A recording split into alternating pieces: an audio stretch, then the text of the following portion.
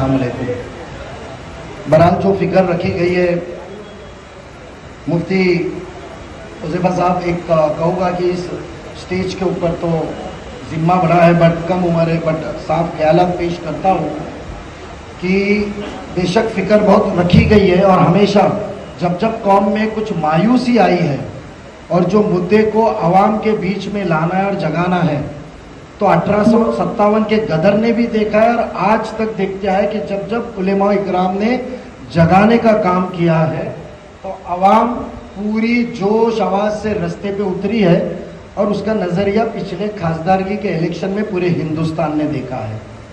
तो मैं सभी उलेमा इकराम का शुक्रगुजार हूँ कि कौम को आपने इस मुद्दे के ऊपर लेकर जाने की एक कोशिश की है। बहरहाल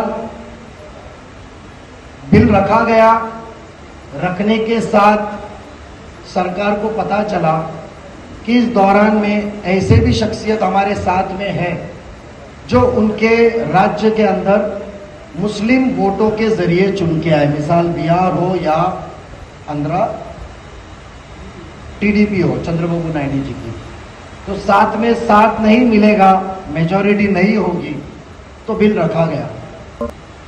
कुछ साल पहले कांग्रेस ने बहुत ही बड़ी तादाद पे पूरे हिंदुस्तान में जंग छेड़ी कि राफेल के ऊपर आज जॉइंट पार्लियामेंट्री कमेटी मुंतखब की जाए, पर सरकार ने मानी नहीं। 3 महीना पहले उलमा इकराम ने इस देश को बता दिया है कि जब हम रुख बदलना चाहे तो बदले, बट साफ तौर पे कहना चाहूँ तो यह बिल रखा गया है। अभी तक हमारी शौरा कमेटी जो सबसे तादाद में जो इस हिंदुस्तान में आज़ादी के बाद से मुस्लिम पर्सनल लॉ बोर्ड इसको स्टडी पे लिया है। मेरे ख्यालात में आज ये बहुत प्री मैच्योर्ड है, क्योंकि जेपीसी के अंदर हमारे सुरेश मात्रे साहब माननीय सांसद भी है, लिस्ट के अंदर ढूंढने में तकलीफ भी एम सुरेश गोपीनाथ लिखा है, मगर फिक्र की बात नहीं है, क्योंकि आज भी आप लोग जब तक हमको जगाने के लिए बैठे हैं, वैसे इस जेपीसी कमेटी के अंदर 4 सांसद लोकसभा के अंदर है जो मुसलमान है, और उसके अंदर अहम नाम है, जो आखिरी नाम है 21वां नाम, वो है हमारे असदुद्दीन ओवैसी साहब। सियासती इख्तिलाफात हो गए, बट कौम को एक रहना चाहिए। शहरियत का मसला है, ओहदे आएंगे जाएंगे।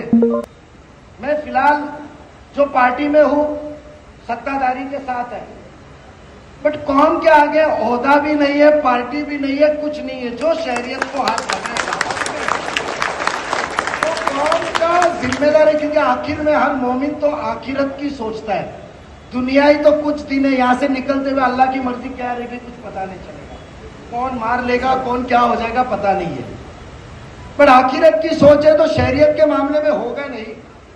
फिक्र की बात दूसरी इसके लिए नहीं है, इस मुद्दे पे प्री मैच्योर्ड मैंने बहुत जिम्मेदारी के साथ कहा कि अभी तक अवाम का मुद्दा नहीं है, इसको पॉलिटिकल एजेंडा में कन्वर्ट नहीं होना चाहिए, क्योंकि जो राज्यसभा के 10 सदस्यों को चुना गया है उसमें से भी 4 हमारे सांसद मुसलमान हैं।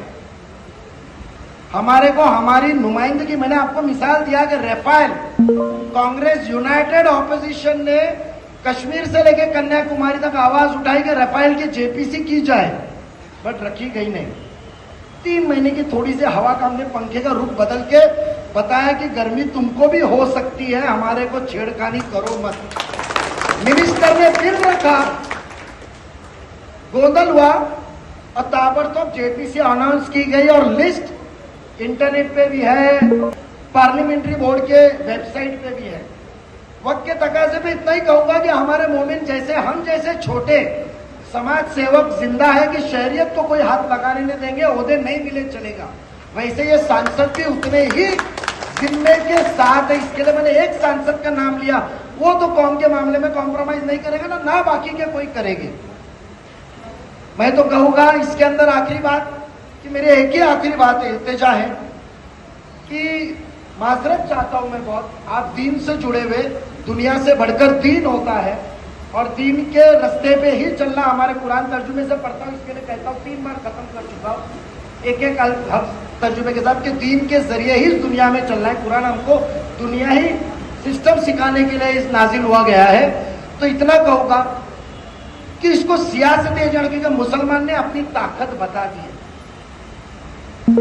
हमको इसको किसी को भी आज तक हमको कठपुतली बनाया गया हमारे मसले मसाइल को प्रेजेंट करके कि ये तुम्हारा मसला है, तुम हमारा साथ नहीं दिए तो तकलीफ होगी।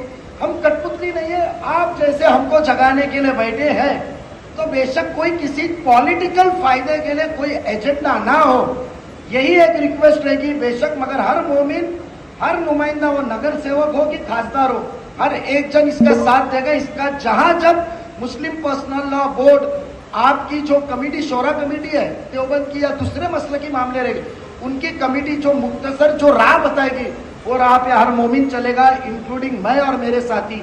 ये वादा कहता हूँ, फिक्र जताई उसके लिए जज़ाकल्लाह खैर। इतना याद रखें कि भाई ये फिक्र को हमारी कौम की फिक्र रहे, उसके लिए कोई जाती सियासती प्लेटफॉर्म ना बने।